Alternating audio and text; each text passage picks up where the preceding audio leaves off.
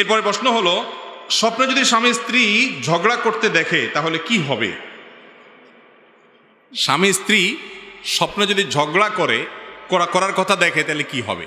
দেখেন, মানুষ স্বপ্নে দেখে যেসব কারণে, তার ভিতরে একটা হলো সারাদিন যা করে ঘুমাইলে ওইটা অনেক সময় স্বপ্নে দেখে। কথা বুঝেছেন? এই জন্য যে যেই কাজ বেশি করে সারাদিন জাগ্রত অবস্থায়, ঘুমাইলে অনেক সময় সে সেটা একটু বেশি দেখে। অনেক স্বামী স্ত্রী আছে কথায় কথা সারাদিন ঝগড়া করে, এই জন্য ঘুমাইলেও কি দেখে? ঝগড়াই দেখে। এটা একটা আলামত হতে পারে যে আমাদের একটু সোজা হওয়া উচিত, মানুষ হওয়া উচিত, ঝগড়াঝাটি করা উচিত না, ধৈর্য থাকা উচিত। আবার সবসময় যে এমন হয় তাও না। অনেকে এমন আছেন যে স্বামী স্ত্রীর মধ্যে ঝগড়াঝাটি হয় না সচরাচর, কিন্তু তারা দেখছে স্বপ্নে ঝগড়া হয়েছে। তাহলে কি হতে পারে? স্বপ্নের ব্যাখ্যা সম্পর্কে বিশেষজ্ঞরা অনেকে আছেন যারা স্বপ্নের ব্যাখ্যা ভালো বুঝেন।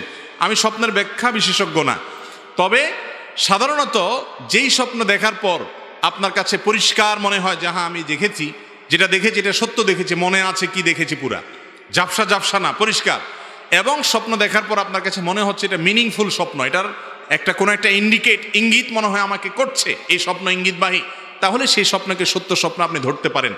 যদি মনে হয় এই স্বপ্ন থেকে আমি খারাপ কোনো ইঙ্গিত পাচ্ছি, তাহলে আল্লাহর কাছে ওই স্বপ্নের ক্ষতি থেকে পানা চাইবেন, আমানতু বিল্লাহি ওয়া রাসূলি বলবেন, বাম দিকে থুতু ফেলবেন, এবং ঘুম ভেঙে গেলে উঠে সম্ভব হলে 2 রাকাত নামাজ পড়বেন।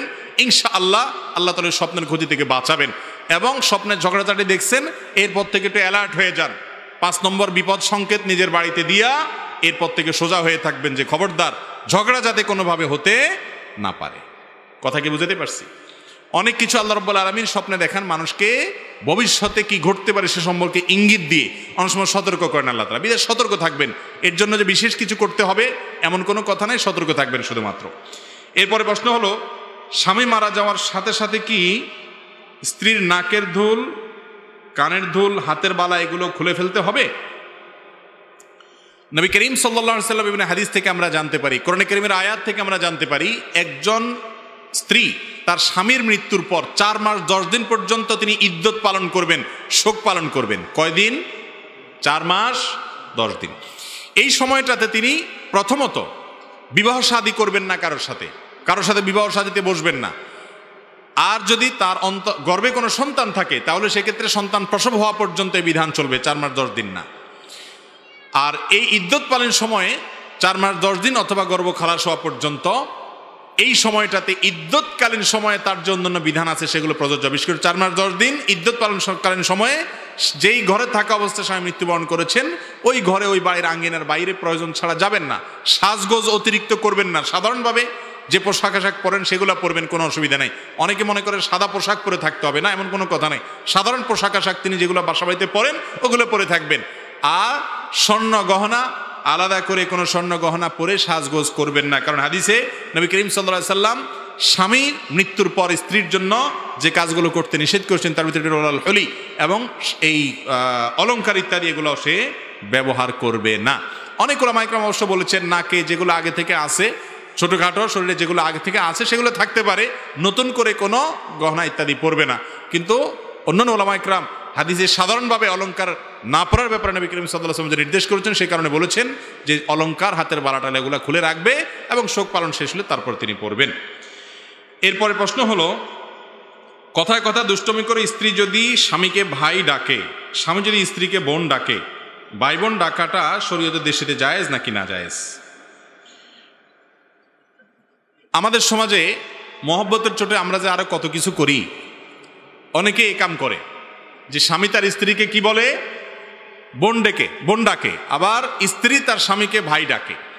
আবু দাউদের এক হাদিস থেকে আমরা জানতে পারি যে এক ব্যক্তি নবী করিম সাল্লাল্লাহু আলাইহি সাল্লামের যুগে তার সময় এরকম, তিনি পুরুষ ছিলেন, তার স্ত্রীকে তিনি বোন ডেকেছেন, হে বোন আমার, এরকম বলেছেন। তো এই ডাক শুনে নবী করিম সাল্লাল্লাহু আলাইহি সাল্লাম তাকে নিষেধ করেছেন যে এভাবে ডাকবা না। অতএব স্বামী স্ত্রী একে অন্যকে কি ডাকবে না? ভাই বোন বলে ডাকবে। যদি সন্তান থাকে তাহলে অমুকের বাপ অমুকের মা বলবে। কথার কথা ছেলের নাম আব্দুল্লাহ, তাহলে স্বামী তার স্ত্রীকে বলবে আব্দুল্লাহর মা, আর স্ত্রীও তার স্বামীকে বলবে কার বাপ? আব্দুল্লাহর বাপ। এটা হলো শ্রদ্ধা দেখানোর সবচেয়ে উত্তম এবং সাহাবীদের সুন্নাহ এটা। আর অন্য কোনো উপায়ে তো ডাকতে পারে না। আমাদের দেশে আপনার সাধারণত গ্রাম দেশে দেখা যায় এখনো মা চাচিদের মধ্যে এই প্রচলন আছে যে মুরব্বীদেরকে স্বামীদেরকে ডাকার সময় কি বলে, ওগো ওয়া, চিটাঙ্গে বলে ওয়া, ওগো বা অমুক বা শুনছেননি, মানে কিছু একটা ইঙ্গিত দেয়া বলে। তো নাম ধরা জায়েজ আছে কিনা সেটা আরেক বিষয়। নাম ধরা হাদিসের আলোকে কোনো নিষেধ বিষয় না, কিন্তু কোনো সমাজে বড়দেরকে নাম ধরাটা যদি বেয়াদবি মনে হয়, অসম্মান মনে হয়, তাহলে সেটা অবশ্যই করবে না। এটা ওরফের উপর নির্ভর করবে, প্রচলনের উপর নির্ভর করবে। কিন্তু খোলাসা কথা হলো স্বামী স্ত্রী একে অন্যকে ভাই বা বোন বলে ডাকবে না, ডাকা উচিত না।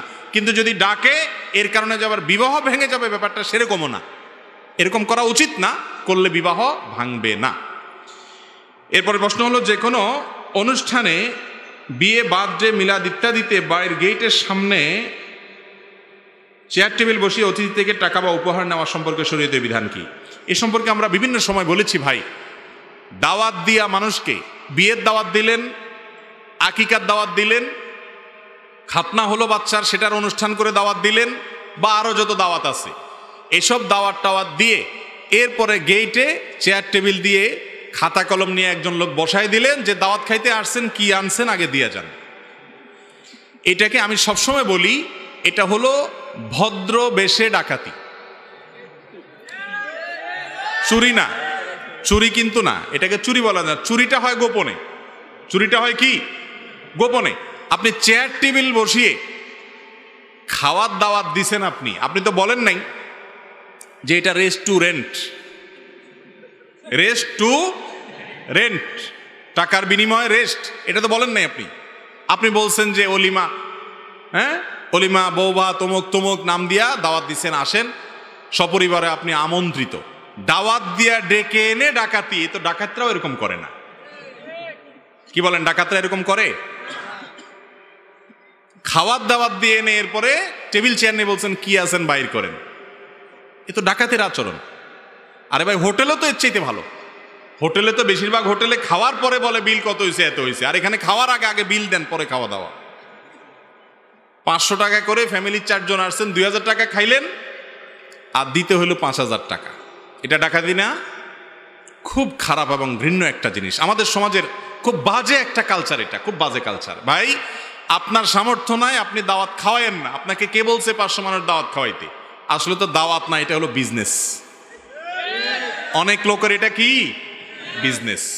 হিসাব করে মোট খরচ হবে কত, দাওয়াত দেব কাকে, এসব কার্ড আবার যাকে তাকে খুব একটা দেয় না, কম।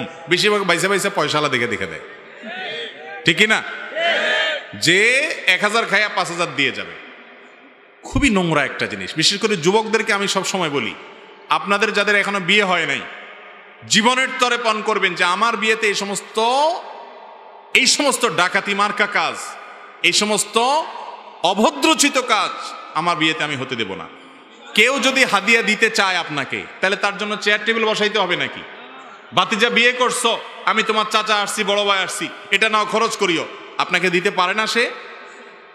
চেয়ার টেবিল বসাইয়া চাঁদাবাজি করা, এটা খুবই নিকৃষ্ট একটা কাজ।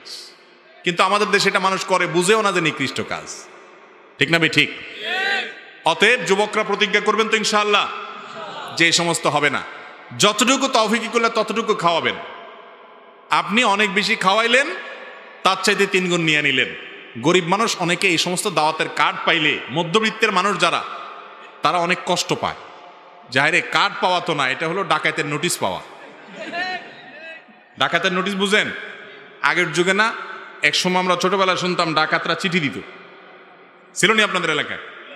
ডাকাতরা চিঠি দিত না? চিঠি দিয়া ডাকাতি হইতো।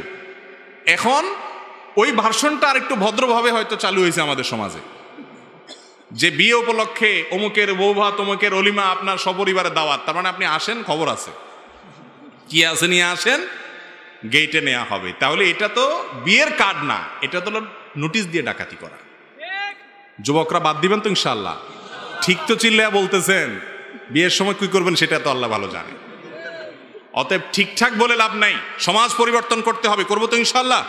আল্লাহ আমাদের তৌফিক দান করুন। আমার স্বামী রোজা রাখে না, রোজা রাখা অবস্থায় সে আমাকে মাঝে মাঝে স্পর্শ করে, এতে করে কি রোজার ক্ষতি হবে কিনা? স্বামী রোজা না রাখলে সেটা গুনাহের কথা। স্বামীকে রোজা রাখার জন্য নসিহত করতে হবে, আলটিমেটাম দিতে হবে, এবং মহব্বতের দাবি থেকে জোর করতে হবে, সেটা আরেক জিনিস। কিন্তু যদি স্বামী স্পর্শ করে স্ত্রীকে রোজা রাখা অবস্থায়, স্বামী স্ত্রী এখন কি স্পর্শ করে এবং এ জাতীয় কোনো কিছু করে, তাহলে সেক্ষেত্রে রোজা ভঙ্গ হবে না। তবে এই স্পর্শের ফলে যদি তারা নিজেদেরকে নিয়ন্ত্রণ করতে না পেরে রোজা ভাঙার দিকে চলে যেতে পারে, ওই লেভেল পর্যন্ত করা জায়েজ নাই। হালকা পাতলা স্পর্শ করাতে কোনো অসুবিধা নাই, এবং এটি হাদিস দ্বারাও প্রমাণিত যে হালকা পাতলা স্পর্শ, স্বামী স্ত্রী সুলভ স্পর্শ, এগুলো জায়েজ আছে। কিন্তু নিয়ন্ত্রণের বাইরে চলে যাওয়ার ভয় হলে সেই লেভেল পর্যন্ত করা জায়েজ নাই। এরপরে প্রশ্ন, আমার বাবা ধূমপান করেন, বাবা যদি দোকান থেকে সিগারেট আনতে বলেন তাহলে আমি কি সিগারেট আনতে পারবো নাকি আমার গুনাহ হবে? এবং বাবা ধূমপান করলে সন্তানের করণীয় কি? ভাই, কোনো বাবা যদি নিজে বিড়ি সিগারেট খায়, ছেলেকে নির্দেশ করে নিয়ে আসো আমার জন্য, এখন তো আসলে মুসিবত। একদিক থেকে বাবার নির্দেশ পালন করা এটা ফরজ না নফল? ফরজ। অপর দিকে ধূমপান করলে সেটা গুনাহ হবে। এখন কোন দিকে যাব বলেন? এর উত্তর হলো, অবশ্যই আপনি বাবার এই নির্দেশ মানবেন না। বাবার এই নির্দেশ মানা কি না? বাবার মার নির্দেশ মানা ফরজ যতক্ষণ পর্যন্ত তারা বৈধ কোনো আদেশ করে। বাবা মা যদি কোনো অন্যায় করতে বলে তাহলে সেই নির্দেশ মানা যাবে। কারণ নবী করিম সাল্লাল্লাহু আলাইহি ওয়াসাল্লাম বলেছেন, ইন্নামাত তাআতু ফি মারুফ, ভালো কাজের আদেশ দিলে তখন শুধু কথা শোনা যাবে। মন্দ কাজের কথা যদি বাপ মাও বলে সেটাও মানা যাবে, আর বন্ধু বান্ধব বললে ওইটা মানা যেতে পারে নাকি? বন্ধু একটা আকাম করতে বলছে যে বিড়িটা জীবনে প্রথমবারের মতো ধর, একটু টান দে, কি বলেন? বন্ধু বলছে, বন্ধুর কথা কিভাবে ফেলবেন? মুসলমানের সন্তান হয়ে থাকলে, নিজে যদি মুসলমান হয়ে থাকেন, আত্মসমর্পণকারী যদি আল্লাহর কাছে হয়ে থাকেন, মুত্তাকি যদি হয়ে থাকেন, তাহলে কিসের বন্ধু? মা বাবার কথাই যেখানে মানা যাবে না, অন্যায় বললে সেখানে বন্ধু বান্ধব যদি অন্যায়ের কথা বলে, শিক্ষকও যদি অন্যায়ের কথা বলে, নিজের দলের নেতাও যদি অন্যায় করতে বলে, অন্যায় করা যাবে? পৃথিবীর কোনো মানুষের কথা শোনা যাবে না যদি সে কথা শুনতে গেলে আল্লাহর আদেশ লঙ্ঘন হয়। কথা কি বুঝাতে পারছি? অতএব বাপ যদি বিড়ি সিগারেট আনতে বলে তাহলে নিজের পিঠ বাঁচায়া কৌশলে সরে যাবেন। বুঝতে পারছেন কথা? বাবারে হারাম কাজ করতে সহায়তাও করবেন না, আবার পিঠে যেন মাইদ্যন না পড়ে সেভাবে নিজের সেফটি নিজে নিশ্চিত করে তারপর আমল করবেন। বাবার কথা মানলেন না, বিড়ি আনলেন না দোকান থেকে, এরপরে মাইর খাইলেন, আমাকে দোষ দিয়েন না যে ওনার মাসআলা শুনে মাইর খাইছি। এই জন্য নিজের পেট নিজে বাঁচানোর চিন্তা করে এরপরে কৌশলে এড়াবেন যে বাবা তুমি যেই ধূমপান করলে তোমার ক্ষতি হবে এই কাজ আমি করতে পারবো না, এটা বলে এক দৌড় দিবেন কমপক্ষে। কারণ হাতের কাছে থাকলে মাইদ্যর খাওয়ার ভয় আছে। এক কথায় অন্যায় কাজের কথা বাপ মা করলেও সেটা মানা যাবে না, কিন্তু তাই বলে তাদের সাথে বেয়াদবিও করা যাবে। সুন্দরভাবে সেটাকে ইগনোর করতে হবে, এড়াতে হবে। প্রথম প্রশ্ন, আমি একজন ব্যবসায়ীকে ব্যবসা করার জন্য কিছু টাকা দিয়েছি, আর সে ব্যবসায় লাভবান হয়ে আমার টাকাগুলো আমাকে ফেরত দিয়েছে, আর লাভবান হওয়ার পর খুশি হয়ে আমাকে কিছু টাকা দিয়েছে, সেগুলো আমার গ্রহণ করতে পারবো কি না? কোনো ব্যক্তি যদি কাউকে ধার দেন, টাকা ধার দেন, ধার দেওয়ার সময় যদি চুক্তি করেন যে আমাকে মাসে বা বছরে এত টাকা করে মুনাফা দিতে হবে, লাভ দিতে হবে, তাহলে সেটা হবে সুদ। সেটা হবে কি? সুদ। কুল্লু করদিন জাররা নাফআন ফাহুয়া রিবা, যে কোনো লোন, যে কোনো ধার, এটা দেওয়ার পরে যদি বেনিফিট আসে, বেনিফিট নেয় চুক্তি করে, তাহলে সেটার নাম হলো সুদ। আর সুদকে আল্লাহ তাআলা কি করেছেন? হারাম করেছেন।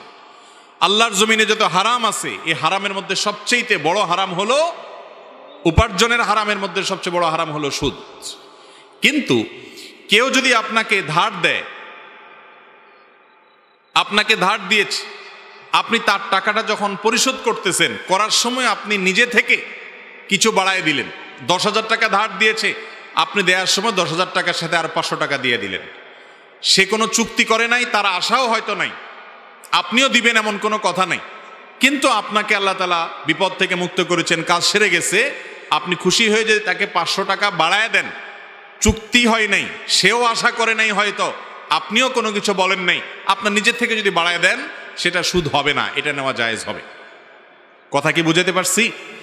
আর যদি চুক্তি করেন উভয়ে যে আমি হাওলাত দেব, এত টাকা দিতে হবে, অথবা আপনাকে কেউ হাওলাত দিয়েছে, শর্ত দিয়েছে এত টাকা দিতে হবে, তাহলে হাওলাতের বিপরীতে নির্দিষ্ট টাকা নিলে সেটা কি হবে? সুদ হবে। ব্যবসায়িক ভিত্তিতে নিলে, ব্যবসার লাভ নিল পার্সেন্টেজ আকারে, যে এত পার্সেন্ট ব্যবসার লাভ দিবা আমাকে, সেটা জায়েজ আছে। আহাল্লাল্লাহুল বাইআ ওয়া হাররামার রিবা, আল্লাহ বেচা কিনা ব্যবসাকে জায়েজ করেছেন, আর রিবা এবং সুদকে কি করেছেন? হারাম করেছেন। এরপরে প্রশ্ন, জন্মদিনে উইশ করা যাবে কিনা? দয়া করে কোরআন এবং হাদিসের আলোকে উত্তর দিবেন। একজন মুসলমান তিনি জন্মদিবস উদযাপন করবেন না, কারণ জন্মদিবস উদযাপন করা এটা পেগানদের থেকে এসেছে, এটা ভিনধর্মী মানুষদের থেকে এসেছে। শুধুমাত্র তাদের থেকে এসেছে তা নয়, জন্মদিনকে কেন্দ্র করে যে কাজগুলো হয়ে থাকে, এমন কি এই যে আমরা আগুন জ্বালিয়ে থাকি, অনেকে জন্মদিনকে কেন্দ্র করে মোমবাতি জ্বালিয়ে থাকেন, কেক কাটাকাটি করে থাকেন, এই সবগুলো হুবহু এইভাবে এসেছে অনেকগুলো ভ্রান্ত বিশ্বাস থেকে। অনলাইনে সার্চ দিলে বিস্তারিত পেয়ে যাবেন এই জন্মদিবসের উৎপত্তি কোত্থেকে, কোন বিশ্বাসের ভিত্তিতে, কেনই বা এই মোমবাতি জ্বালানো হয়, কেনই বা কেক কাটা হয়, কেনই বা এই আনুষ্ঠানিকতা হয়, কেনই বা উৎসব করা হয়। এটা এমনিতেই হয় না, এর পেছনে ধর্মীয় বিশ্বাস কাজ করে ভিন্নদের। একজন মুসলমান কখনো অন্য ধর্মের মানুষের ধর্মীয় বিশ্বাস ধারণ লালন করতে পারেন, অন্তত তাদের সাথে সাদৃশ্য হয় সেজন্য এটাকে তিনি বয়কট করবেন। মুসলমান কখনো অযথা, অহেতুক এবং অযৌক্তিক কাজ করতে পারে না। মুসলমানের প্রত্যেকটা কাজের পিছনে কি থাকবে? যুক্তি থাকবে, কোনো একটা অবশ্যই তার পেছনে যৌক্তিক কারণ কাজ করবে। আপনার জীবন থেকে একটা বছর খসে গেল, আপনার জন্মদিবস আসলো, ধরেন আগামীকাল আপনার জন্মদিন, তার মানে হলো আপনাকে আল্লাহ যত হায়াত দিয়েছে তার থেকে একটা বছর চলে গেছে, পরবর্তী বছর আবার ওই দিনে আসলো, মানে আরেকটা বছর চলে গেছে। আপনার হায়াত থেকে একটা বছর চলে গেলে এটা কি খুশি হওয়ার কথা না কান্দার কথা? আমাদের কিছু কিছু উৎসব আছে যে উৎসবগুলোর কোনো আগা মাথা খুঁজে পাবেন না। যেমন নতুন বছরের প্রথম দিন, বছরের প্রথম দিন, নতুন দিন, নববর্ষ, ইংরেজিতে 31st নাইট বলে উদযাপন করি আমরা, বাংলায় করি, অন্যান্য ভাষায় আরবিয়ানরাও আজকাল করে। এই যে বছরের প্রথম দিন মানুষ উৎসব করে কেন? কারণ বছরের প্রথম দিন আসছে। বছরের প্রথম দিন আসলে যদি উৎসব করতে হয়, তাহলে বছরের শেষ দিন চলে যাওয়ার কারণে কান্না করা উচিত না? যার আগমনে আনন্দ হয় তার বিদায়ে বেদনা হওয়ার কথা না? যার আসলে খুশি হয় সে চলে গেলে কষ্ট লাগবে না? অথচ দেখবেন যারা এই নববর্ষ উদযাপন করে, আমাদের যুবকদের অনেকে উৎসব করে, তাদেরকে জিজ্ঞাসা করেন যে বন্ধু, তুমি যে বছরের প্রথম দিন আসার কারণে উৎসব করেছ, বছরের প্রথম দিন আসাটা, নতুন বছর আসাটা এটা যদি আনন্দের কারণ হয়, তাহলে এই বছরটা চলে যাওয়া সেটা তো অবশ্যই বেদনার কারণ হওয়ার কথা। কই, তুমি তো তোমার জীবনে কখনো কোনো বছর চলে যাওয়ার কারণে, শেষ হওয়ার কারণে, আজকে বছরের শেষ দিন, কি করলাম এই বছরে আমি, এই কথা চিন্তা করি কখনো কাঁদো নাই? তাহলে তুমি হাসার দলে আছো, শুধু কাদার দলে। এই কাদার কোনো যৌক্তিকতা থাকতে পারে? যারা নিজেদেরকে বিজ্ঞান মনস্ক দাবি করে, যারা নিজেদেরকে দাবি করে যে তারা যুক্তি লজিকের বাইরে কখনো কোনো কিছু করে না, তারা ধর্ম পালনকারীদেরকে আঘাত করে, আক্রমণ করে নানা অজুহাত দিয়ে, এই লোকগুলো যখন এই সমস্ত অযৌক্তিক দিবস পালন করে এবং উদযাপন করে, তখন আর বুঝতে বাকি থাকে না যে তাদের কথা এবং কাজে মিল নেই। এজন্য কোনো মুসলমান জন্মদিবস উদযাপন করবে না। জন্মদিবস এটা উদযাপনের কিছু না। একটা নতুন বছর শুরু হলো আমার জীবনে, এটা আমার জন্য বেদনার যে একটা বছর চলে গেছে। অনেক সুযোগ আমার জীবন থেকে, 360-65 দিনের একটা সুযোগ প্যাকেজ চলে গেছে, পার হয়ে গেছে, এটা আনন্দের কোনো উপলক্ষ না। অতএব আমাদের মুসলমানদের মধ্যে অনেকের মধ্যে হীনমন্যতা কাজ করে। তারা মনে করে পশ্চিমারা যেগুলা করে এগুলো করলে বোধহয় ভদ্র হওয়া যায়, স্মার্ট হওয়া যায়, শিক্ষিত হওয়া যায়, আধুনিক হওয়া যায়। এই জন্য তারা জাতে উঠার জন্য তাদের অন্ধ অনুকরণ করে। অথচ একজন মুসলমান তিনি এই সমস্ত ভিনধর্মী কালচার, ভিনদেশি কালচার, অযৌক্তিক কালচার, এগুলোর পেছনে পড়ার কথা না। অতএব কোনো মুসলমান জন্মদিবসকে কেন্দ্র করে না কিছু করবেন, না কাউকে উইশ করবেন। এটা উইশ করার কোনো জিনিসই না। নবী করিম সাল্লাল্লাহু আলাইহি সাল্লাম 2 ঈদে উইশ করেছেন, ভালো কিছু অর্জন করেছে, আপনি কাউকে সাহস দিয়েছেন, ভিন্ন কথা। কিন্তু জন্মদিবস কেন্দ্রিক কোনো শুভেচ্ছা জানানো, উইশ করা, এরকম কোনো কিছু কোরআন হাদিস থেকে প্রমাণিত নয়। মুসলমান সে কখনো ভিনধর্মীদের কালচারের অনুসরণ করতে পারে না। এরপরে প্রশ্ন হলো, মোবাইল পকেটে নিয়ে বা সামনে রেখে নামাজ পড়া যাবে কিনা?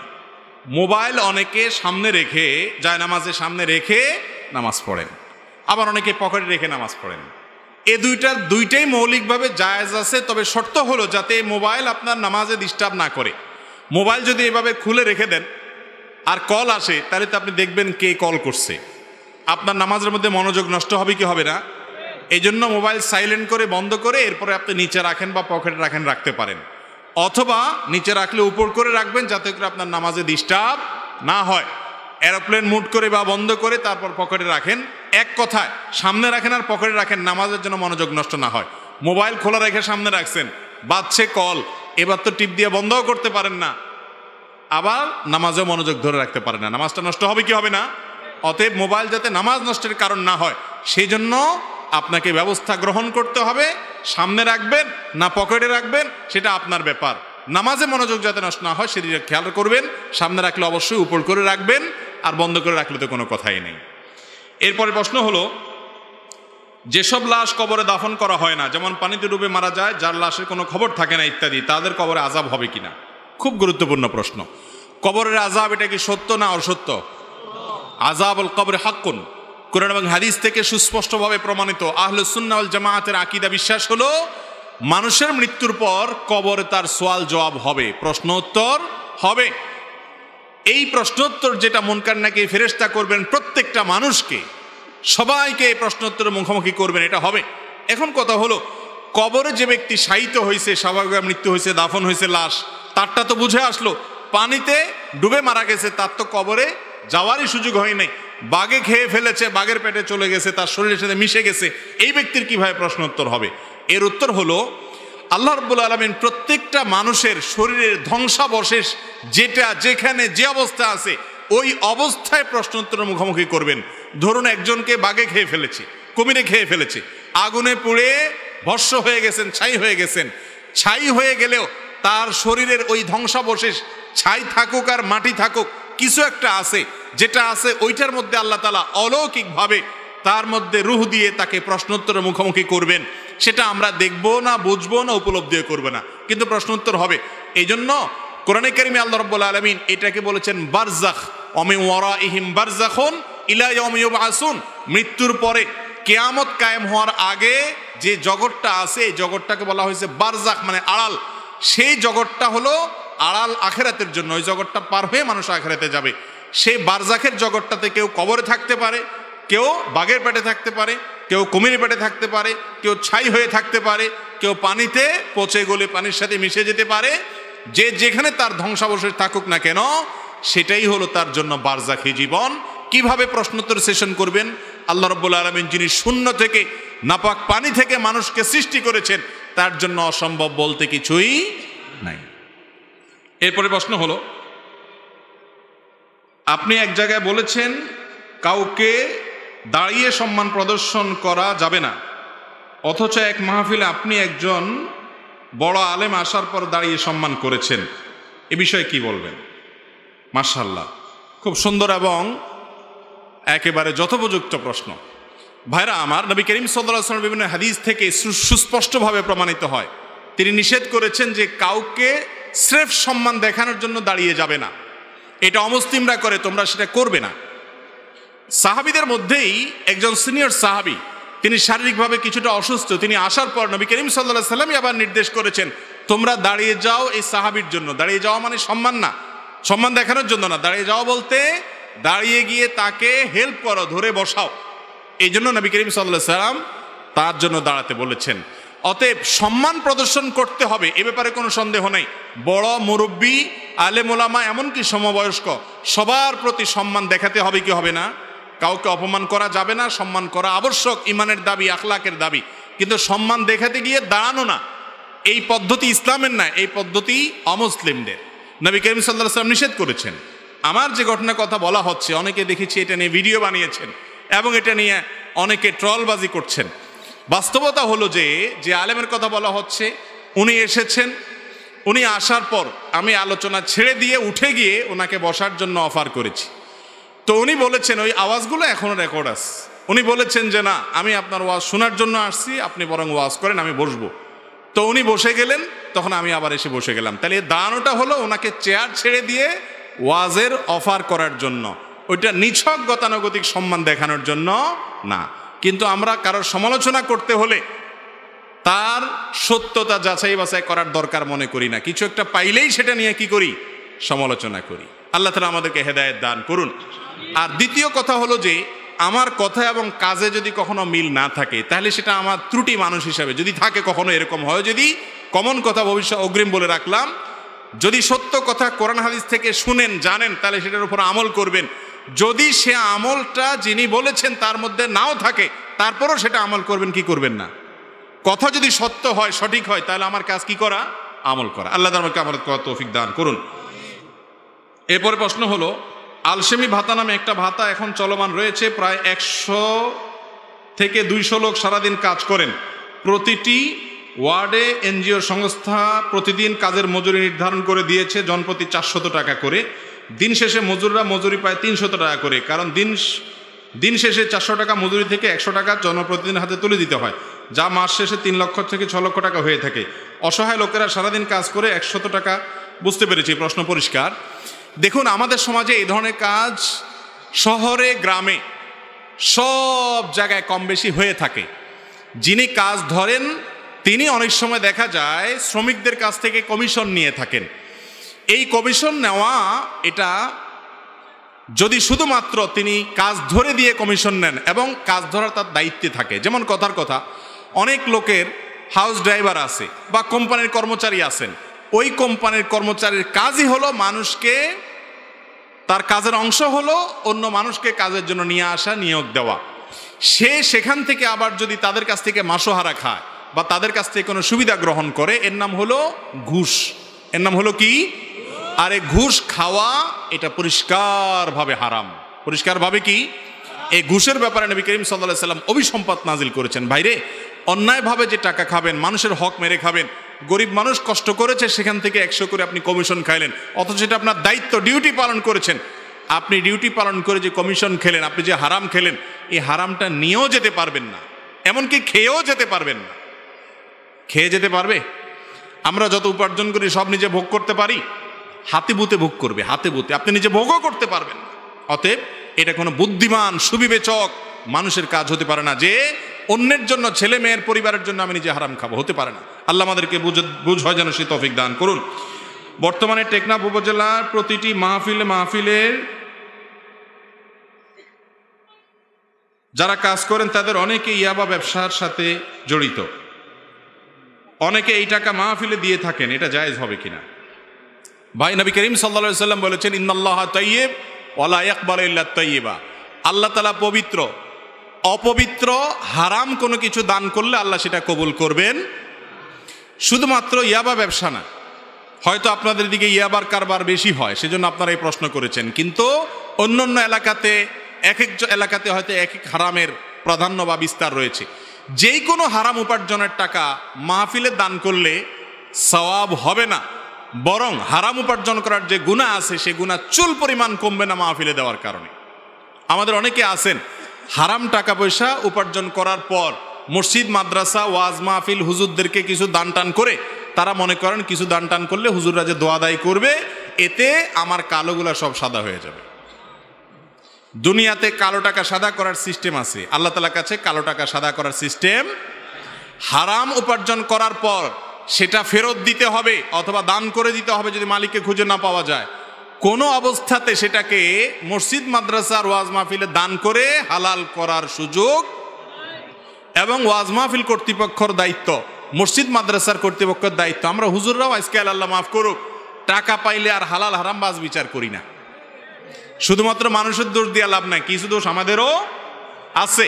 ওয়াজ মাহফিল যারা করেন, কয়জন লোক আছেন যে হালাল হারাম বাজ বিচার করেন? আপনারা যারা মক্কা শরীফ যাওয়ার সুযোগ পাইছেন তারা দেখছেন বাইতুল্লাহর যে কালো কিরাব ঘেরা যে বাইতুল্লাহ কাবা ঘর, এই কাবা ঘরের এক পাশে বুক পরিমাণ ওয়াল ঘেরাও দেওয়া আছে, রাউন্ড করা আছে, হাতিমে কাবা বলা হয়। এই জায়গাটা কাবা ঘরের ভিতরে ছিল, কাবার অংশ ছিল। ইব্রাহিম আলাইহিস সালাম যে কাবা বানাইছেন সেখানে এই ঘেরাওটা সহকারে ভিতরে ছিল। কিন্তু এই কাবা যখন আমাদের নবী করিম সাল্লাল্লাহু আলাইহি সাল্লামের দাদা আব্দুল মুত্তালিবের আমলে, তার নেতৃত্বে কোরাইশের লোকেরা যখন এটাকে পুনরায় নির্মাণ করলেন, পুরান হয়ে গেছে, ভেঙে চুরে যায়, এবং অনিরাপত্তার কারণে তারা এটাকে ভেঙে আবার পুনরায় নির্মাণ করেছেন। নবী সাল্লাল্লাহু আলাইহি সাল্লাম ছোট ছিলেন তখন। ওই সময় তারা মুশরিক ছিল, মূর্তি পূজারী ছিল, অমুসলমান ছিল, তারপরেও তারা প্রতিজ্ঞা করেছেন যে আমরা আল্লাহর ঘর নির্মাণে কোনো হারাম টাকা নেব না। এজন্য সমাজে ঘোষণা করছেন যার টাকা টন টন করে বাঁচবে, হালাল, কোনো ভেজাল নাই, শুধু সে দিবে আল্লাহর ঘরে, বাকিগুলো নেওয়া হবে না। এবং সেইভাবে তারা মসজিদ নির্মাণ করেছেন। বেশি থাকে না কম থাকে? কম থাকে। হালাল টাকার পরিমাণ সমাজে বেশি না কম? তো হালাল টাকা কম হওয়ার কারণে কাবা ঘরের সেই হাতিমের অংশটাকে কাবার ভিতরে ঢুকাইতে পারেন নাই তারা। তারা মসজিদ হওয়া সহ এটা সত্য, এটা বুঝছেন। আর আজকাল আমরা মসজিদকে জাঁকজমক করা, মাহফিলকে আপনার জাঁকজমক করার জন্য হারাম হালাল বাস বিচার নাই। চাচা টাকা দিয়েন, বড় ভাই টাকা দিয়েন, কোত্থেকে কামাই করছেন দেখা দেখি নাই। এই জন্যই তো মাহফিল থেকে বা আমাদের আলোচনা থেকে, ওয়াজ থেকে যেই পরিমাণ হেদায়েত পাওয়ার কথা সেটা হয় না, কারণ হারাম দিয়ে তো কোনো কিছু আশা করা যায় না।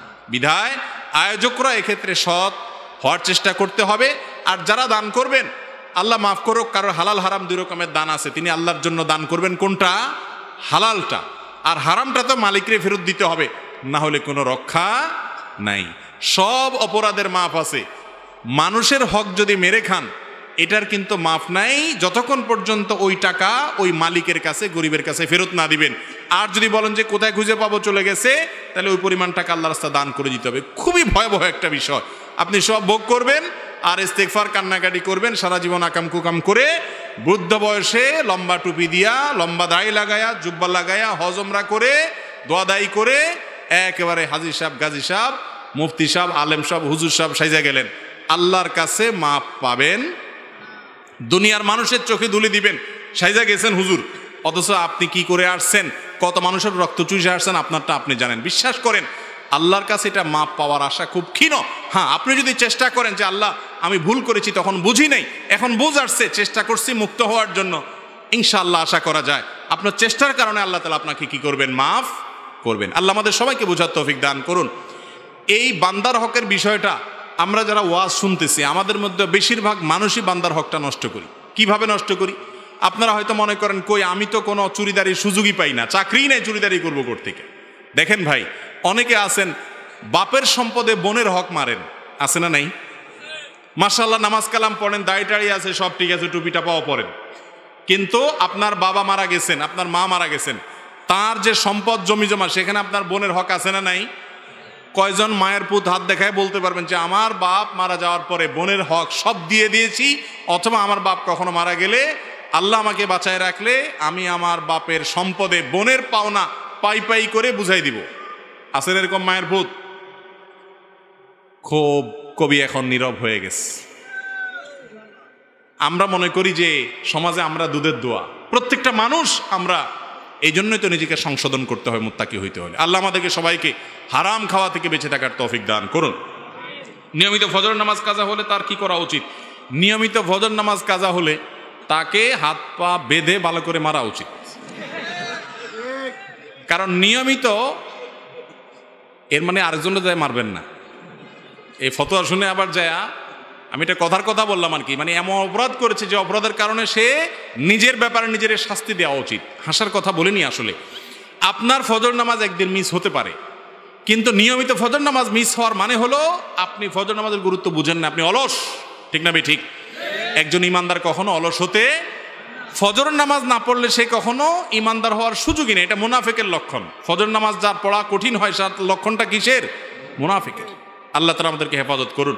ফজর নামাজ জামাতের সাথে পড়ার চেষ্টা করতে হবে। মাঝে মধ্যে ভুল হতে পারে, বাদ যেতে পারে, নিয়মিত হতে পারে না। অনেকে আছে সকাল 7টা 8টা উঠে সুন্দর মতো নামাজ পড়ে, আছে না নাই? এটা জায়েজ নাই। নামাজ ওয়াক্ত মতো আদায় করতে হবে, এটা ফরজ। 5 ওয়াক্ত নামাজের মধ্যে সবচেয়ে কষ্ট হয় যে নামাজটা পড়তে, ফজরের নামাজ।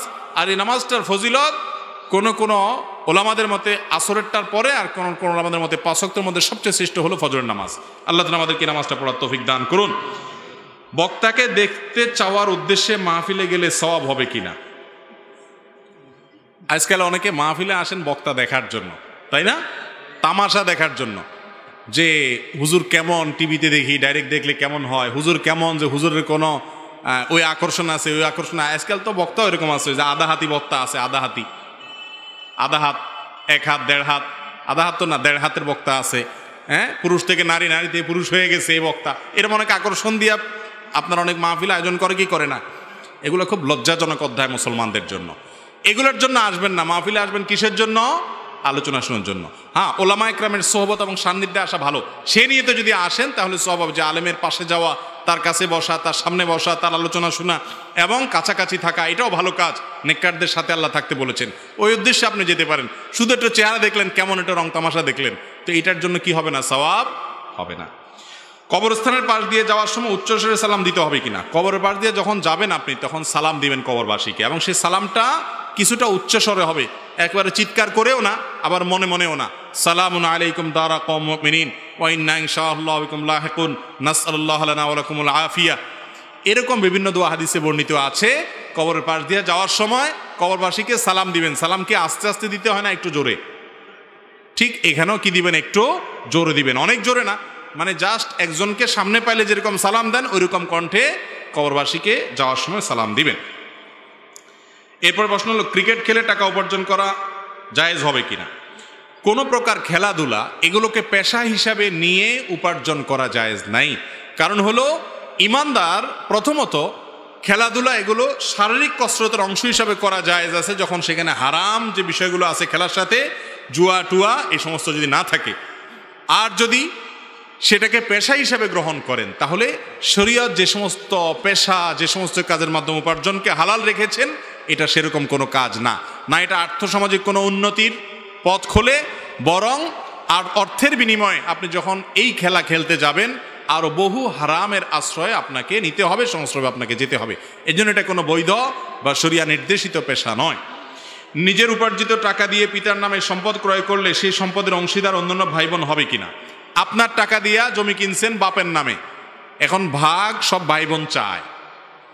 আইনত তো ভাই বোন পাবে, যে বাপের নামে যেহেতু আছে সবাই ভাগ পাবে, কিন্তু শরীয়তের দৃষ্টিকোণ থেকে বাবার নামে শুধু রেখেছে সেফটির জন্য, বা ছেলে বিদেশ ছিল বাবার নামে রাখছে, এরকম যদি হয় অন্য ভাই বোনরা সেটার দাবি করতে পারবে না। কারণ এই জমিটা কিনেছে যার টাকা দিয়ে, তিনি হলেন ভাই, ওটা বাবার টাকা না, অতএব মালিক হলো ভাই।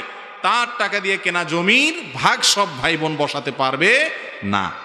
অনেক সময় এরকম হয় না যে ছেলে বিদেশে আছে, বাপের নামে জমি কিনছে। বাপের নামে কেন কিনছে?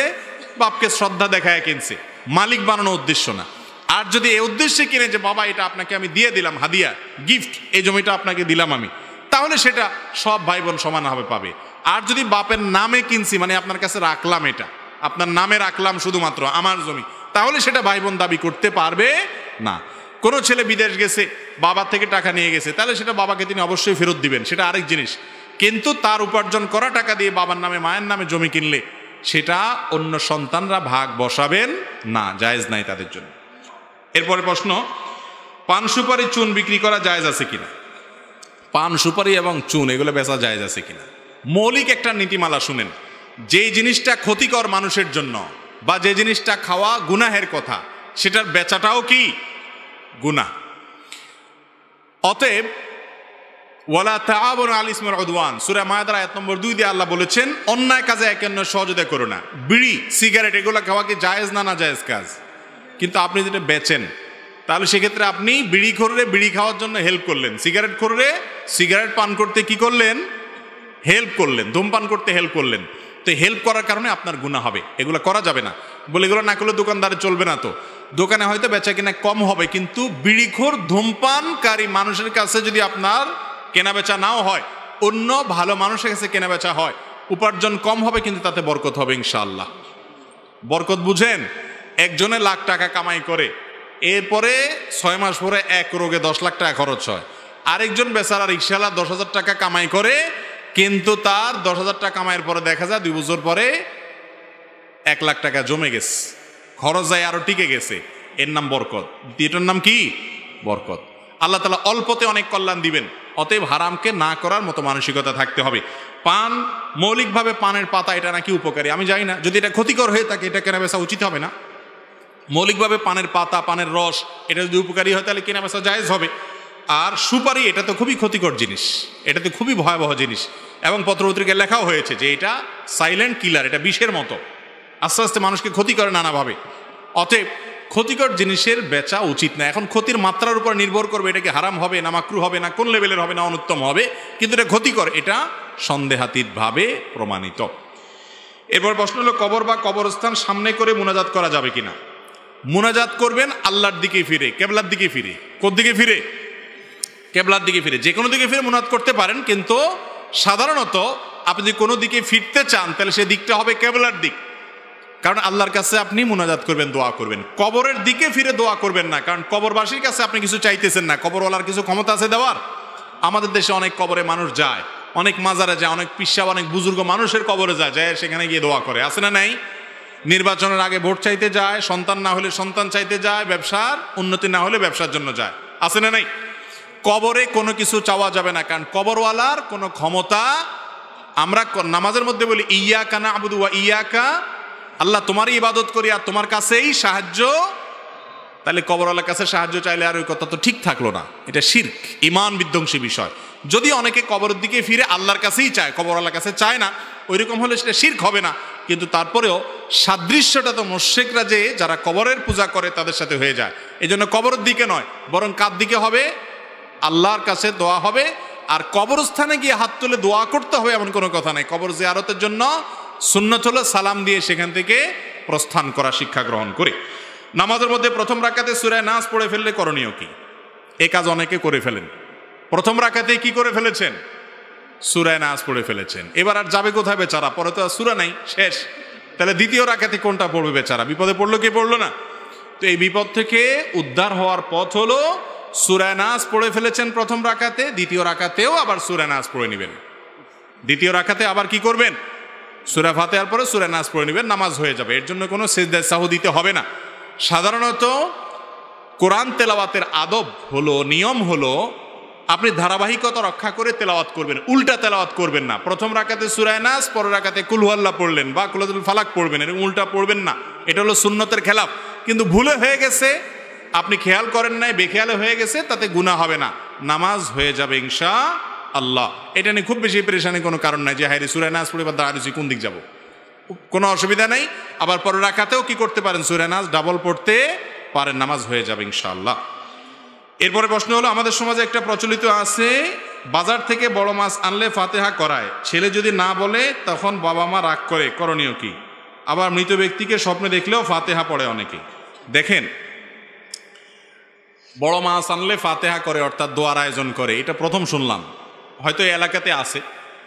আবার বাবা মারা স্বপ্ন দেখছেন, তখন ফাতিহা করতে হয়। ওই ঘর উদ্বোধন করবেন, তখন দোয়া করতে হয়। আপনার মাটি কাটবেন আপনি, তখন প্রথম বাড়ি করার জন্য মাটি কাটবেন, সেটার জন্য হুজুর এনে দোয়া করতে হয়।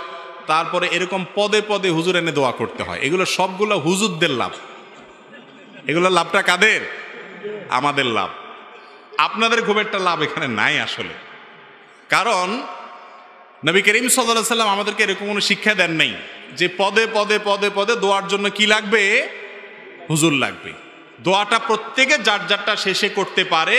হুজুরের কাছে দোয়া চাওয়াতে দোষে কিছু না। হুজুর আপনি দোয়া করিয়েন, চাচা মুরব্বী মানুষ আপনি দোয়া করেন, এটা চাইতে পারেন, চাওয়াতে দোষে কিছু নাই।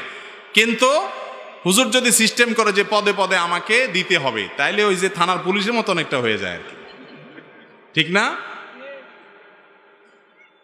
এক পুলিশ অফিসার আসছিলেন, মানে মজা করে রসিকতা করে, আমি বললাম ভাই আপনারা হয়তো একবার খান, একজনে বাড়ি করবে, আপনারা একবার টাকা পান, আমরা কিন্তু ভাই আপনাদের চাইতে অনেক বেশি পাই। আপনি এক ধাপে পান, আমি কয়েক ধাপে পাই, আমাদের হুজুর আমরা কয়েকভাবে পাই। কিভাবে? উদ্বোধন করবে শুরুতে, মাটির প্রথম কোপ হুজুর দিবে, পাইল উনি 500, 1000, 2000। এরপরে আবার যখন ছাদ ঢালাই হবে, আজকে ছাদ ঢালাই বড় একটা কাজ হবে, আবার হুজুর, আবার ছাদ ঢালাই হয়ে গেল, হুজুর হাদিয়া পাইলো, চলে গেল। এরপরে বিল্ডিং হয়ে গেল, এক একটা ফ্ল্যাটে উঠলো, ফ্ল্যাটে উঠার দিন আবার আরেকটা, কয়েকটা ফ্ল্যাটে মালিক কয়েকজন উঠলে আবার আরেকটা, তাহলে কয় দফা হইল? ওই পুলিশ বেচারা তো হয়তো এক দফা পায়ে চলে গেছে, যে অবৈধ নেয় আর কি। আর যারা ভালো মানুষ তো ভালো মানুষ। তো যাই হোক, এরকম প্রত্যেক পদে পদে হুজুর ছাড়া কাজ হবে না, এই সিস্টেম ইসলাম আমাদের জন্য রাখেন নাই। দোয়ার ব্যাপারে হুজুর ছাড়া দোয়া হবে না, এরকম কোনো সিস্টেম নাই। আচ্ছা, হুজুরদের দোয়া করাইছে কোনোদিন দেখছেন আপনারা? হুজুরদের বাড়িতে দোয়া করাইছে? বুঝেন নাই? নামাজ আপনিও পড়েন, হুজুরও পড়ে, রোজা আপনিও রাখেন, হুজুরও রাখে, সব কাজগুলো আপনিও করেন, হুজুরও করে। কিন্তু কিছু কাজ আছে দেখবেন, যেমন মিলাদ আর কি, মিলাদ এই কাজগুলা দেখবেন হুজুর সবার বাড়িতে করে, কিন্তু হুজুর বাড়িতে কোনোদিন হয় না। গোমরটা ধরতে পারছেন? মানে আসল আর নকল ধরার কিন্তু একটা ভালো বুদ্ধি এটা। এটা যদি আসল হইতো, দরকারি জিনিস হইতো, তাহলে হুজুরেরও দরকার হইতো। কিন্তু হুজুর আমাদেরকে তো করে দেয় মিলাদের জন্য ডাকে না, যে আসো সবাই আজকে আমার বাড়িতে মিলাদ। তো হুজুর তো পড়ে না, শুধু আমাদের বাড়িতে পড়ে কেন? কারণ হুজুর পড়লে তো আবার সেখানে কি হবে? খরচ হবে। তো ভাইরা আমার, এটা কোনো ইসলামের শেখানো সিস্টেম না। আমরা সবাই যার যার নিজের জন্য নিজে দোয়া করব, আর অন্যদেরকে দোয়া চাইবো, সমস্যা নেই, দোয়া করাবো না। আমি সবসময় বলি দোয়ার 3টা ফরম্যাট আছে। কয়টা ফরম্যাট? একটা হলো দোয়া করা আল্লাহর কাছে, যে কোনো অসুখ বিসুখ, সুবিধা অসুবিধা আল্লাহ আপনি আমাকে দেন, আল্লাহর কাছে চাইলেন। এটা যে কেউ চাইতে পারে, এটার জন্য কোনো যোগ্যতা দরকার। আপনি মায়ের পেঁচ দিয়ে দোয়া করতে পারেন না, হুজুরের মতো এত সুদ দিয়ে দোয়া করতে পারেন না, হুজুরের মতো এত কবিতার ছন্দে তাল মিলিয়ে এত সুন্দর সাজিয়ে গুছিয়ে বলতে পারেন না, কোনো দরকার নেই। যে বোবা, যার মুখে বাকশক্তি নেই, আল্লাহ তারও মনের ভাষা বুঝেন। বুঝেন কি বুঝেন না? আপনি এলেমেলো ভাষা দিয়ে আল্লাহর কাছে যা বলবেন, আল্লাহ তাই কবুল করবে ইনশাআল্লাহ। আপনার মনের আকুতিটা আল্লাহ তাআলা দেখবেন। আর আপনার দোয়া টাকা দিয়া যদি আমার থেকে আপনি দোয়া নিতে চান, যে হুজুর 2000 টাকা দিলাম, আমার বাপ মরে গেছে, আপনি দোয়া করে দেন, আমি কান্নার ভান করতে পারি। আপনার মন থেকে বাবার জন্য যে কান্দা আসবে, ওইটা আমার আসলে কোনোদিনই আসবে না। এই সোজা হিসাবটা আমরা অনেকে বুঝি না। হুজুরদেরকে এমনি টাকা দিবেন, হাদিয়া দিবেন, আর এই নজর নিচু থাকবে কেন যে দোয়া করানোর জন্য হুজুরে হাদিয়া দিবেন। হুজুরে এমনি হাদিয়া দিবেন, হুজুর নেন 500 1000, আপনি আলেম মানুষ, এমনি দিলে এমনি দোয়া করবে। এবার আপনি আপনার দোয়া করেন। অতএব দোয়া চাওয়া যায়, দোয়া করা যায় নিজেরটা নিজে, আর দোয়া চাওয়াও যায়, কিন্তু দোয়া করানো যায় না, বিশেষ করে মুর্দা কেন্দ্রিক। করানো বুঝেন? দোয়া করা নিজেরটা নিজে, চাওয়া হলো মুরব্বী বাবা দোয়া করেন, হুজুর দোয়া করেন, এটা হলো চাওয়া। দুইটা হইলো। আরেকটা হলো কি? দোয়া করানো। করানোটা কি? কিভাবে? করাইতে পয়সা লাগে। করাইতে কি লাগে? দোয়া করাইতে পয়সা লাগে না? কিছু মিলাদ, কিছু জিলাপি, কিছু আপনার আগরবাতি, কিছু গোলাপ জল, কিছু হুজুরের পয়সা, এটা বাজেট লাগে কি লাগে না? এই জন্য দোয়া করাটাও শরীয়তে আছে, দোয়া চাওয়াটাও শরীয়তে আছে। করানোটা, বিশেষ করে মুর্দা কেন্দ্রিক করানোটা হারাম। এই ব্যাপারে কোনো দ্বিমত কারোর নাই। দুনিয়ার বিষয়ও কথায় কথায় পদে পদে দোয়া করাইতে হবে, এই শিক্ষাও ইসলাম আমাদেরকে কোথাও দেয় নাই। এরপর প্রশ্ন হলো, আমাদের গ্রামের ছেলেদের খাতনা করালে অথবা বিয়ে অনুষ্ঠানে অনেকে বড় বড় ডেক নিয়ে এসে গান বাজনা বাজায়, এতে আশপাশে মানুষের অনেকের অসুবিধা হয়। এরূপ গান বাজানো শরীরের দৃষ্টিতে জায়েজ আছে কিনা দয়া করে একটু জানাবেন। এই অনাচার বাংলার ঘরে ঘরে, শহরে গ্রামে সব জায়গায় এই অনাচার আছে না নাই? আপনি বিয়ে করবেন, আপনার মনে অনেক রং লাগছে, আপনার মনে অনেক ফুর্তি আছে, বুঝলাম। আপনি সেজন্য গান শুনবেন, গাইবেন, আপনি নাচতে নাচতে লাফাইতে লাফাইতে আপনি ছাদেরতে পড়ে যান, আপনার ব্যাপার। কিন্তু আপনি গান শোনানোর জন্য, গান বাজানোর জন্য ডেক সেট এনে আর বড় বড় সাউন্ড বক্স এনে ধুমধাড়াক্কা আওয়াজ দিয়ে গোটা এলাকার মানুষকে গান শুনতে বাধ্য করতেছেন, এই কাজটা কি ভালো না খারাপ? খারাপ। আল্লাহ তাআলা আমাদেরকে বুঝার তৌফিক দান করুন। আমাদের দেশে সবচাইতে বর্বর, সবচাইতে বাজে কালচারের মধ্যে একটা হলো এটা, যে কোনোভাবে এই ধরনের হারাম জিনিস এটার করা যাবে না। আল্লাহ তাআলা আমাদেরকে বুঝার তৌফিক দান করুন। বাইরে আমার রাত অনেক হয়েছে, আরো 4-5টা প্রশ্ন আছে, আমরা তাড়াতাড়ি দিয়ে শেষ করি। রমজানের রোজা রাখা অবস্থায় দিনে মাসিক হলে করণীয় কি? কোনো মেয়ে মানুষের রমজানের রোজা রাখা অবস্থায় মাসিক শুরু হয়ে গেছে, মাসিক আরম্ভ হয়ে গেছে, দিনের বেলায়, দুপুরে, বিকেলে, এরকম কোনো সময় বা সকালে যখনই হোক, সাথে সাথে তার ওই রোজা বাতিল হয়ে যাবে, শেষ। ওই রোজাটা রমজানের পরবর্তীতে আল্লাহ যখন তাকে সুস্থ করবেন, তখন তিনি স্বাভাবিক অবস্থায় রেখে দিবেন। আর এখন রোজা যেহেতু ভঙ্গ হয়ে গেছে, অন্যান্য মানুষের সামনে তিনি খাবেন না, কিন্তু তার রোজা ভঙ্গ হয়ে গেছে। অন্য সামনে এই জন্য খাবেন না যে তাকে দেখে কেউ কুধারণা করতে পারে না জেনে যে রোজা রাখলো না, বা অন্য রোজাদারের লোভ হতে পারে, আরো নানা কারণে অন্য রোজাদারদের সামনে তিনি খাবেন না, কিন্তু তার রোজা ভঙ্গ হয়ে গেছে যদি দিনের বেলায় মাসিক শুরু হয়, রক্ত দেখা যায়। মাজারের মধ্যে মানত করা জায়েজ আছে কিনা? ভাই, মানত করার জায়গা মাজার না, মাজারে মানত করা জায়েজ নাই। মানত হবে আল্লাহর নামে। মানত হবে কার নামে? আল্লাহর নামে। মাজারে যিনি শায়িত আছেন তিনি তো আল্লাহর গোলাম। আল্লাহর নামে যেটা করা যায় সেটা আল্লাহর গোলামের নামে করলে সেটার নাম শিরক। সেটার নাম কি? যেটা আল্লাহর নামে করতে হয় ওটা আল্লাহর গোলামের নামে করলে কি? শিরক। অতএব এটা জায়েজ নাই, গুনাহের কথা। মাজারে যে মানত করেন আপনারা, অনেকে আমরা মানত করি আমাদের সমাজে, আল্লাহ মাফ করুক, যারা মাজারে মানত করেন তারা নিজেদের বিবেককে জিজ্ঞাসা করেন, এই টাকাটা মাজারে যে দিচ্ছেন এই টাকাটা কি কাজে ব্যয় হবে? কি কাজে ব্যয় হবে বলেন? মাজারে যে লোকটা শায়িত আছে উনি যদি কোনো আল্লাহর নেককার বান্দা ছিলেন এমন হয়, তাহলে টাকা দিলে কি হবে? টাকা দিলে ওই লোকের উপকার হবে কোনো? ধরেন তিনি আল্লাহর নেককার বান্দা, আল্লাহর নেককার বান্দাকে আপনি উপকার করতে চাইলেন, এই টাকা দিলে কি তার উপকারে আসবে? আসবে না। তাহলে কার উপকারে আসবে? ওই ওখানে বসে বসে যেগুলা হয়তো গাঞ্জা খায়, আর না হলে বসে বসে ওই অবসর সময় নষ্ট করে, কোনো কাজ করে না, বৈরাগী থাকে, সংসার করে না, ওরা বসে বসে ভাগযোগ করে খাবে, তাহলে তাদেরকে দিলে আপনি তো বরং সওয়াবের পরিবর্তে গুনাহ হবে। ঠিক না? ঠিক। এজন্য মাজারে মানত করা জায়েজ নাই, গুনাহের কথা। এই টাকা মাজারে নয়, বরং আপনি দান করার জন্য মানত করতে পারেন, আল্লাহ আমার এই কাজটা হলে আমি দান করব গরিব দুঃখীকে, গরিব দুঃখীকে দিয়ে দিবেন, মাজার টাজারে না। যদিও মানত না করে সাধারণভাবে দান করা উচিত। নবী করিম সাল্লাল্লাহু আলাইহি ওয়াসাল্লাম মানতের উপর নিরুৎসাহিত করেছেন, বিধায় মানত করবেন না। যদি করতে হয় কোনো মাজারে মানত করা জায়েজ নাই, মানত করার জায়গা মাজার নয়। আমি ফজরের সুন্নত পাই নাই, দেখি জামাত শুরু হয়ে গেছে, এখন আমি আগে সুন্নত পড়বো নাকি জামাতে শামিল হব? ফজর নামাজ যদি আপনি জামাতে, সুন্নত যদি আপনি না পান, তাহলে সেক্ষেত্রে সুন্নতটা ফরজ নামাজের পরে সূর্য ওঠারও 15-20 মিনিট পরে পড়বেন, সেটা সবচেয়ে উত্তম। তবে ফজরের জামাত চলাকালীন সময়ে যদি আপনি দ্বিতীয় রাকাত পাওয়ার সম্ভাবনা থাকে, তাহলে সেক্ষেত্রে হানাফি মাযহাব অনুযায়ী আপনি সুন্নত পড়ে শামিল হতে পারেন। সেক্ষেত্রেও মসজিদে যেখানে জামাত হচ্ছে একেবারে ঠিক ওখানে কাতারের আশেপাশে দাঁড়াদাঁড়ি করা এটা অনুচিত, কারণ সেটা জামাতের শানের সাথে যায় না। যদি পড়তে হয়, অনেক সালাফ থেকে বর্ণিত আছে, একটু বাইরে হয়তো বারান্দায় বা উপরে নিচে অন্য কোথাও পড়ে আপনি শামিল হলেন। তবে অনেক উলামায়ে কেরাম সেটাও নিষেধ করেছেন, কারণ হাদিসে আসছে ইযা উকিমাতিস সালাহ ফালা সালাতা ইল্লাল মাকতুবা, যখন নামাজের একামত শুরু হয় তখন ফরজ ছাড়া আর কোনো নামাজ পড়া জায়েজ নাই। যদিও ফজর নামাজের ব্যাপারে যে উলামায়ে কেরাম জায়েজ বলেছেন, সেটার বিশেষ কারণ হলো ফজরের সুন্নাহটা সবচাইতে গুরুত্বপূর্ণ সুন্নাহ। সেই কারণে যদি পড়তেও হয় এই মাসলাক অনুযায়ী, মাযহাব অনুযায়ী, তারপরেও ওই যে একেবারে কাতারে, অনেক মসজিদ দেখবেন যে কাতারে জামাত শুরু হয়ে গেছে, ওখানে এলোমেলোভাবে অনেকে সুন্নতে নামাজ পড়তেছে, চলাফেরাও অসুবিধা হয় এবং এটা জামাতের শানেরও খেলাফ হয়। এরপরে প্রশ্ন হলো, বর্তমানে আমাদের দেশে শবে মেরাজকে কেন্দ্র করে একটি নির্দিষ্ট দিনে ইবাদত বন্দেগী করা হয়, এ সম্পর্কে শরীয়ত কি বলে? দেখুন, শবে মেরাজকে কেন্দ্র করে আমাদের সমাজে একটা বিশেষ রাতে রজব মাসের 27 তারিখে ইবাদতবন্দি করে থাকেন। এ বিষয়ে আমরা বলেছি বিভিন্ন সময়ে। শবে মেরাজ নবী করিম সাল্লাল্লাহু আলাইহি ওয়াসাল্লামের জীবনে গুরুত্বপূর্ণ একটা রাত ছিল। মেরাজের ঘটনা ঘটেছে রাতের বেলায়, এটা ঠিক আছে, কিন্তু সেটা কোন তারিখে হয়েছে এ বিষয়ে হাদিসে সুস্পষ্টভাবে কোনো বর্ণনা নাই। সুস্পষ্টভাবে, বিশুদ্ধভাবে কোনো বর্ণনা পাওয়া যায় না যে 27 তারিখেই হয়েছে। বিভিন্ন বর্ণনা পাওয়া যায়, সেগুলো বিশুদ্ধতার মানদণ্ডে উত্তীর্ণ নয়। হাদিসের মূলধারার যে কিতাবগুলো, বুখারী, মুসলিম, আবু দাউদ এবং এরকম প্রসিদ্ধ যে কিতাবগুলো তিরমিজি ইত্যাদি, নাসাই, এই সমস্ত কোনো কিতাবেই এরকম কোনো হাদিস পাওয়া যায় না।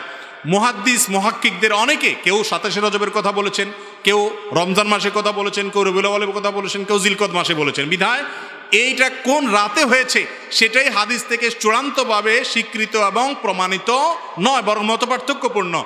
আর দ্বিতীয় কথা হলো, এই রাতে রাসূল আকরাম সাল্লাল্লাহু আলাইহি ওয়াসাল্লাম এবং সাহাবায়ে কেরাম, খোলাফায়ে রাশিদিন কেউ এই রাতকে কেন্দ্র করে বছরে একদিন উদযাপন করেছেন এরকম কোনো বর্ণনা পাওয়া যায় না। অনেকে বলে, ভাই নামাজ রোজাইতে করবে, খারাপ কি করবে, আপনারা বাধা দেন কেন? ভাই নামাজ আপনি পড়েন, অন্য দিন নফল নামাজ করছেন, এটাও করেন ভালো, কিন্তু এই রাতের জন্য আপনি বিশেষভাবে নামাজ রোজা করতেছেন, দিনের রোজা এবং রাতে নামাজ, অথচ হাদিসে সেটা নাই, তাহলে এটা নকল আমল। নকল আমল করলে সেটার নাম বেদাত, আর বেদাতের ঠিকানা কি হয়? জাহান্নাম হয়। ইসলামের নামে কিছু করবেন না যেটা ইসলামের নাই। আপনি নিজে থেকে নফল করতে চাচ্ছেন, অন্য সময় করেন, এই সময় করেন, সেটা আরেক জিনিস। কিন্তু দিনের ভিতরে নতুন কিছু বানালে নবী করিম সাল্লাল্লাহু আলাইহি ওয়াসাল্লাম বলেছেন ফাহুয়া রাদ, সে প্রত্যাখ্যানযোগ্য। বিধায় মন গড়া আমল করা থেকে আল্লাহ তাআলা আমাদেরকে বেঁচে থাকার